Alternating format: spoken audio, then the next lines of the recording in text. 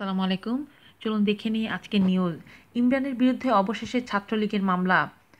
প্রধানমন্ত্রী শেখ হাসিনাকে নিয়ে কটূক্তিমূলক স্লোগান দেওয়ার অভিযোগে গণজাগরণ মঞ্চের মুখপাত্র ইমরান এইচ সরকার সহ অজ্ঞাত 50 জনের বিরুদ্ধে আদালতে মামলা করেছেন ছাত্রলীগ এক নেতা। বুধবার ঢাকার মুখ্য মহানগর হাকিম আদালতে এই নালিশি মামলা করেন ছাত্রলীগের কেন্দ্রীয় কমিটির শিক্ষা ও পাঠচক্র বিষয়ক সম্পাদক গোলাম রাব্বানী। পরে ঢাকার মহানগর হাকিম এস এম মাসুদ জামান মামলাটি আমলে নিয়ে ইমরান এইচ সরকার, সনাতন উল্লাহসহ আসামিদের তলব করেছেন। আসামিদের আগামী 16 জুলাই আদালতে হাজির হওয়ার নির্দেশ দিয়েছেন আদালত।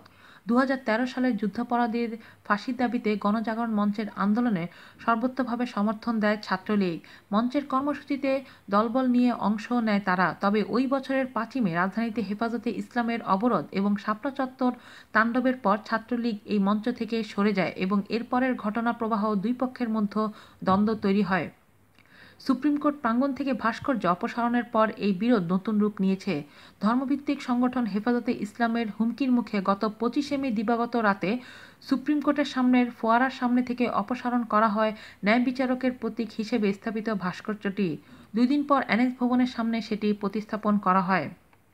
তবে ভাস্কর্য অপসারণের পরপর প্রগতিশীল শক্তির পক্ষ থেকে প্রতিবাদের ঝড় উঠে।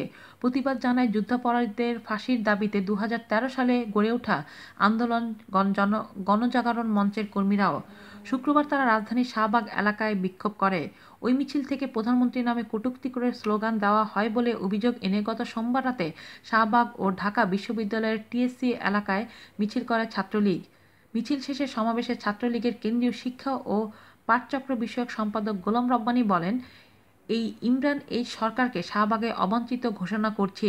ঢাকা বিশ্ববিদ্যালয়ের ক্যাম্পাসে যেখানে ইমরান এইচ সরকার ও সনাতনকে দেখা যাবে সেখানে কুত্তার মতো পিটানো হবে।